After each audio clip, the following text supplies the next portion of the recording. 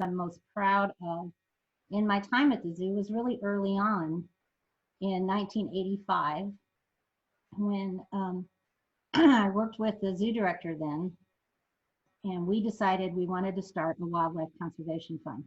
Our zoo was very small. We had a very small staff, didn't have the resources to really get heavily involved in conservation in the field. So we wanted to help support people that were doing that work in the field. And so we talked to a former board member, and he happened to own a couple of restaurants along with his cousin.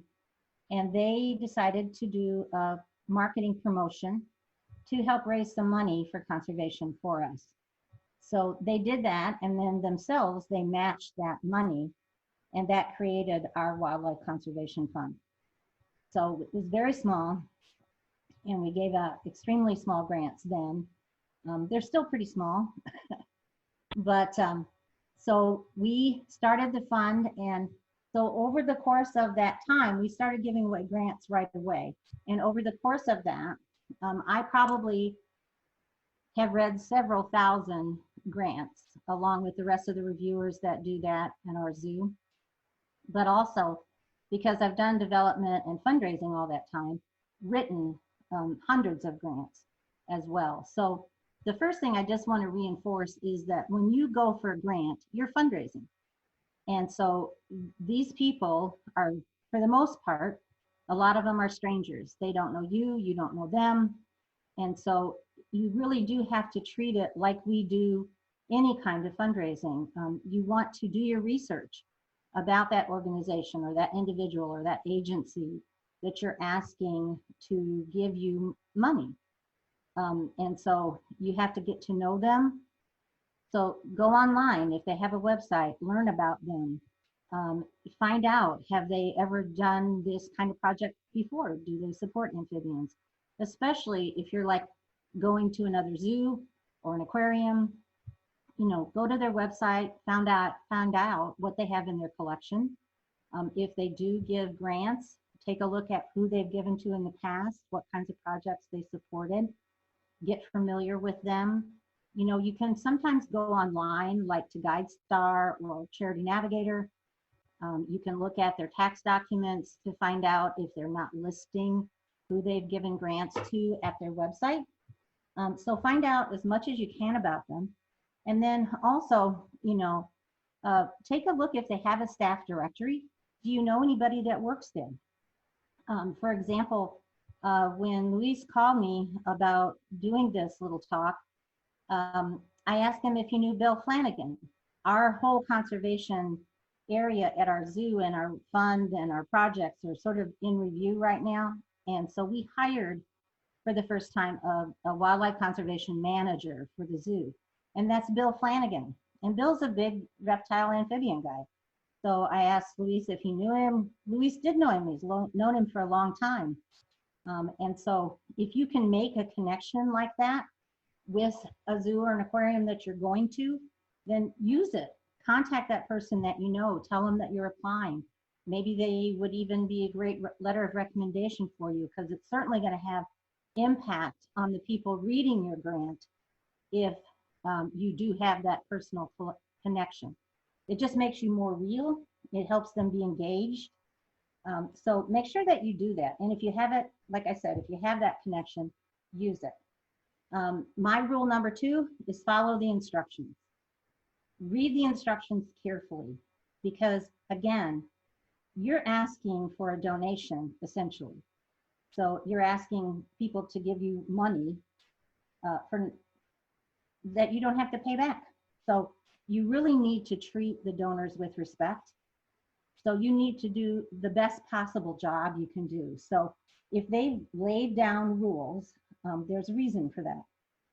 And so if they ask you to have 1-inch margins, don't use anything smaller than 12-point font, then do that.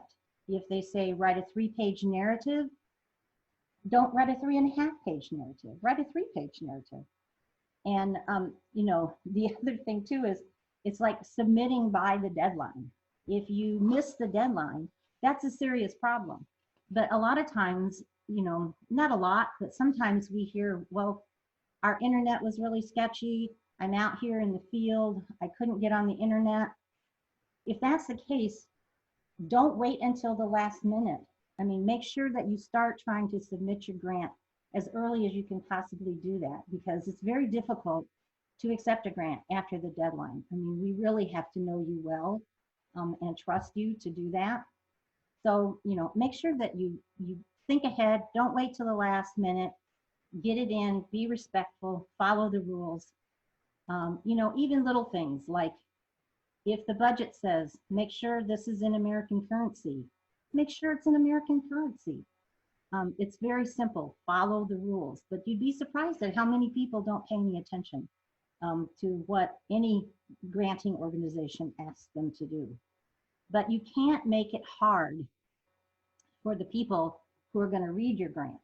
You don't make them work. They're working hard enough just reading all of these applications. In our case, our reviewers typically read 100 grants. Each one of those people will read all the grants. And so they're doing a lot of reading, and these are all full-time staff people at the zoo. So they're not doing it while they're at work. They're doing it home at night or on weekends. And so it's really asking a lot of them to make them work even harder. So make sure that you try to do that. So also realize not everyone who's going to read your grant is an animal person or a researcher. I mean, I'm a good example of that. I have a bachelor's degree in English and a master's degree in theater. Even though I've been at the zoo for 40 years, that doesn't mean that I know the Latin names of these animals or that I'm going to know every single animal. We've had final review sessions with everyone around the table, and I've had the animal curator and the zoo vet and others not know what some animal was. They'd never heard of it before. So, you know, make it easy for us. Give us, you know, at least use the common name a few times right at the beginning for us that don't know the Latin names. Give us a picture of the animal so we can see what it looks like. Tell us a little bit about it. And then also, it's like your location. Americans, people in the US, they're terrible at geography of their own country. So they're going to be even worse at the geography of your country if you're not applying from within the United States. So, you know, give us a map or give us a really good idea of where you are in that country. And this takes me to my rule number 4, which is hyperlinks. Make those your best friend, because a lot of times when you're writing a grant, they give you a very limited amount of space to tell your story. So if a hyperlink can help you do that, for example, you're writing it to somebody like me, doesn't know Latin names, doesn't know a lot about this animal, then link me to your website where you talk about the project in more detail, or you talk about the animal in more detail. Or, you know, a hyperlink to the map of the country the work's being done in and that location. Maybe it even tells me a little bit more about the culture and what the area is like, what the people are like. You can give me a lot of information by hyperlinking, and that's my choice then as the reviewer. If I want to use it, if I feel like I need more information, I can go to that. But you know, make sure that if you hyperlink, review those before you submit, because make sure they're all working. Those sites are all working. You know, it's great if you can link me to your website or give me your website to go to.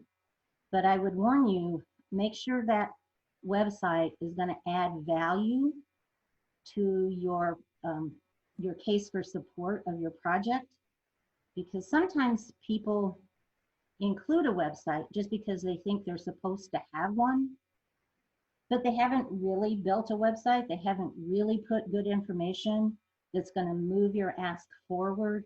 So if it's a bad website, or if it says under construction, or there's really nothing there of value, then don't even bother, because that's just going to make your request look worse. So, in Facebook pages as well, a lot of times people have linked us either to their website or their Facebook, and then you get there and they haven't done anything with it. Nobody's commenting, there's no posts. Um, so only link us if it's going to be useful. Because if I go do, and I do look at those when I review a grant, and if I feel like either this is a waste of time or they're just not keeping it up, then I start to kind of stalk you on the internet. And I try to find out who you are, more about your organization. And if I'm not finding that information, then I'm going to make a note of that. I'm always the first person who reviews all the grants. And so then my notes get passed on to the other reviewers. So if I say, don't bother looking at the website because it's not worthwhile, then that did you more harm. So make sure to hyperlink, but make sure you're doing it for good reasons and that I'm going to have good information when I go there. So make sure that you do that. Then my rule number 5 is answer the question. This seems pretty simple, but you'd be surprised at how many people don't actually answer the question. And all you really have to do is that. Read the question, think about it, and answer it. Don't give me more than I need. Just tell me the answer. And a quick example of that is one of the people that I work with was writing a grant for a stormwater project that we're doing at the zoo. And there's a lot of elements to it, rain gardens and different things. But this specific foundation that we were asking to help support it, one of the questions was, how are you going to spend our money? So my colleague wrote like a whole page talking about all these things and never did get around to the one sentence they were asking for, which is, we're going to use your money to buy a storm water diverter. And that's all that we needed to put in there. So, keep it in mind. You don't need to just put in a lot of words to have a lot of words there.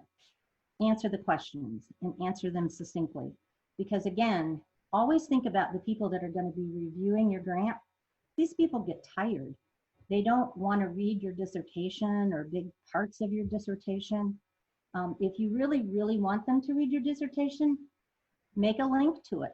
And if the reviewer is really interested and wants to do that, then they can do that. They can hook up to that. But answer the question. Just get down to basics. So I'm moving sort of quickly here. I'm a fast talker. I know that Luis is keeping some time at the end for questions.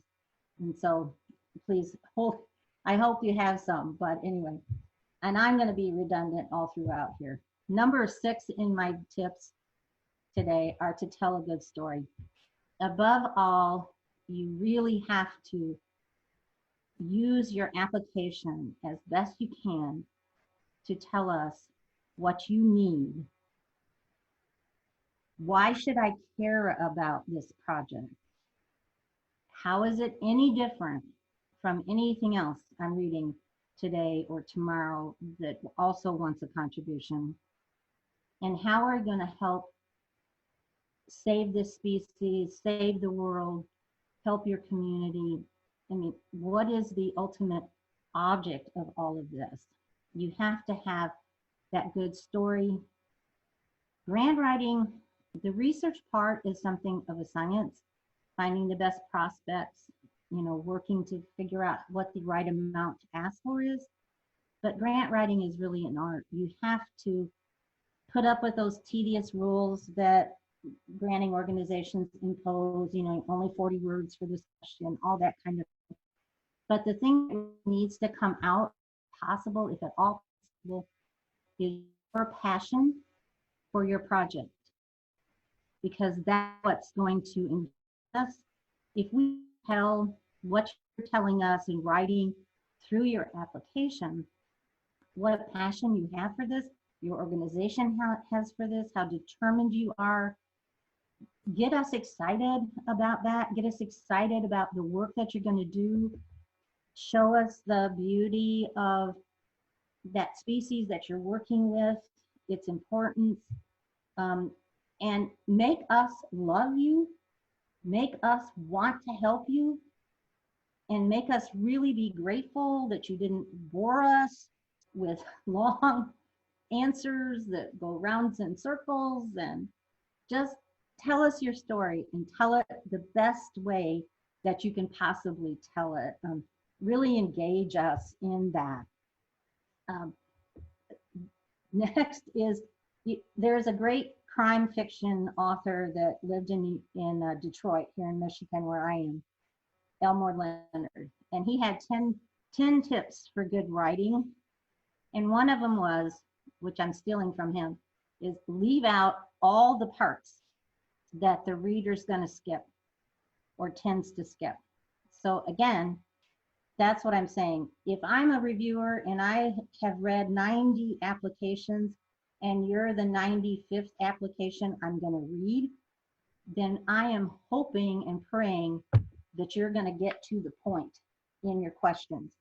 So try not to be repetitive as you're writing and answering questions in your grant, but only put in what's going to move your case forward. Only put in what's really relevant.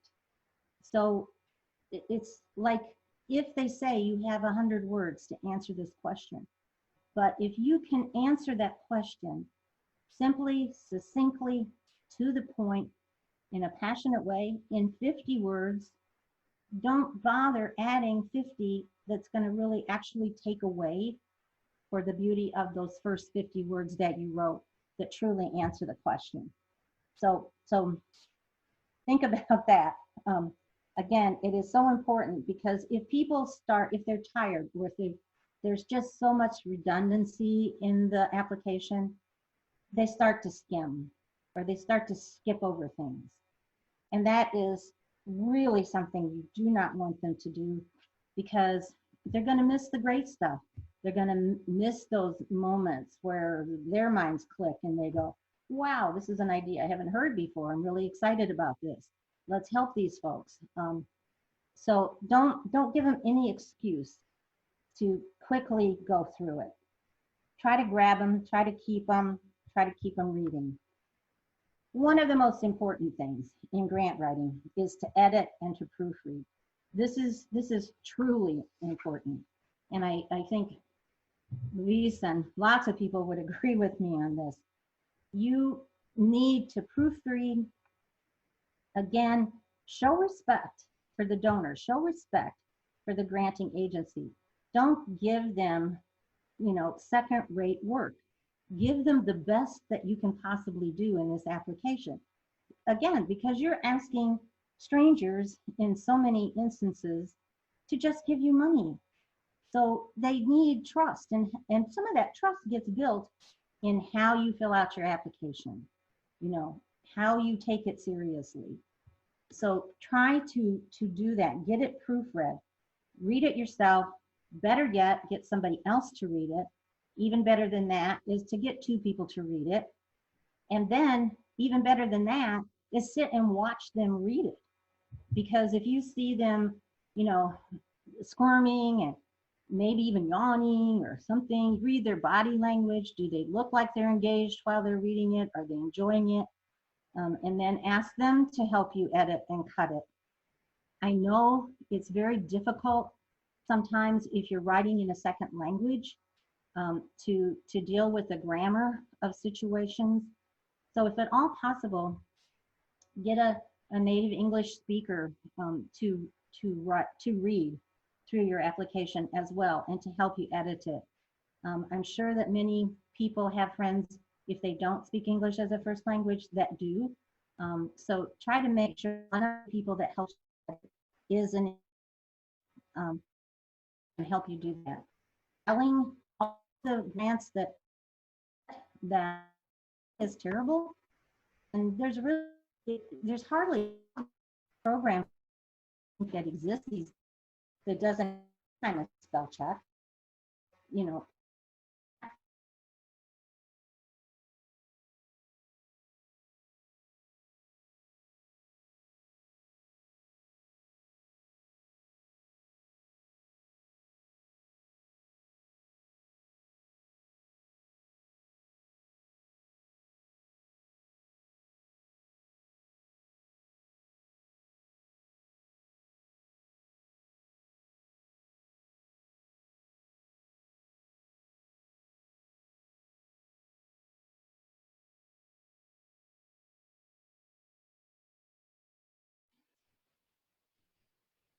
Hi, can you guys hear me? I can hear you, Luis. I can hear Okay. you too. Yeah, you broke up, Brenda. If you want to continue, please. Okay, thank you, Luis. So anyway, as I was saying, just be extremely careful as you proofread and edit, because you really want to do that and you want to make it as clear and simple but easy to read as you possibly can. Another tip is just as you create your budget and your timeline, make sure that they're believable.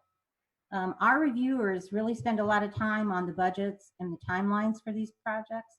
So again, make sure if we're asking for it in American dollars, don't make us go online and find a currency converter to translate your budget. Make sure that it's done the way that the granting agency asks you to do it. Timelines are really tricky. And also timelines we have to be able to look at it. It has to be relatively easy to follow, because we've literally gotten grants in requests in the past where someone was maybe asking us for $500, and they were going to do all the literature search. They were going to talk to all of the people in the little villages. They were going to talk to government officials. They were going to do all of these things, and they were going to do it in 4 weeks on $300. And that's just not believable. And so it would get discarded for that reason. So make sure that your timeline makes sense, and that your budget makes sense. And then as you're putting that budget together, also make sure that you tell us where other monies are coming from, so that we know that you've asked other agencies for money. If you're getting that money, let us know that in your budget. If it's still pending, let us know that money's pending. But if it comes in the meantime, give us an email or something to let us know that money's been received. And so now our budget looks even better. So let us know where it's coming from. Let us know if there's in kind. Are you yourself putting any money in? All of that, so that we get a really good, clear idea. Because again, we've had budgets come in where they say, it's a $10,000 project. We have 2,500 pending, but they never tell us who it's pending from. And so we actually talk to other groups that give money. And quite often I will get a call from another zoo or another agency. I had one not that long ago from a zoo in Australia where they had gotten an application for a grant that listed us as a source for a grant of $2,500 for this particular project. So the director was calling me to see if in fact we had done that. Well, I never heard of this project, never heard of the agency that was asking for it. So be very careful, because even if you list something as pending and you haven't heard back yet, at least make sure we know it's pending and who it's coming from, so that we can actually get a good sense of, is this going to make budget? Our group always tended to want to fund things where we felt our money was going to go farther. So if a project was $100,000 and they'd raise $90,000, we really weren't all that interested in helping that project. We were more interested in helping a project that was maybe $10,000. They had 2,500 already. Our 2,500 was going to get them halfway there. And then that would make us feel really good. And so we would be more likely to give a grant to an ask like that than a really huge grant where our money just was going to get sort of lost in the shuffle, and we were such a tiny, small part of that. So budget, believable, timeline, believable.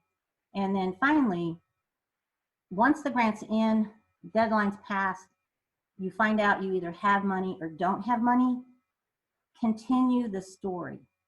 if you received an award, make sure that you do your reports, that you get them in on time, that you give us a nice final report, and then stay in touch.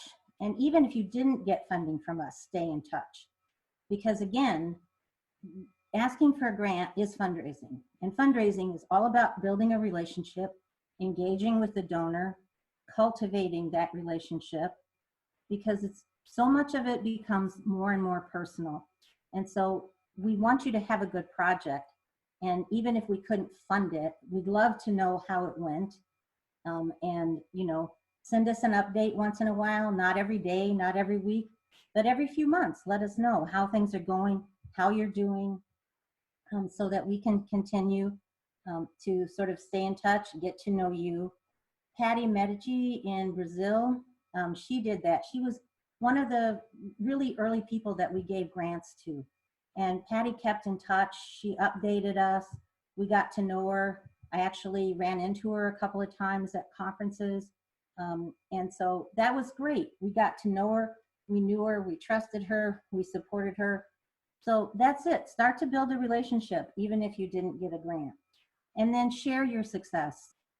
If you did, if we helped fund you and you were successful and you finished your project, then, you know, let us know. I mean, celebrate with us. Send us photographs. If your project was children, you know, cleaning up the riverbed was part of it, send us pictures of that.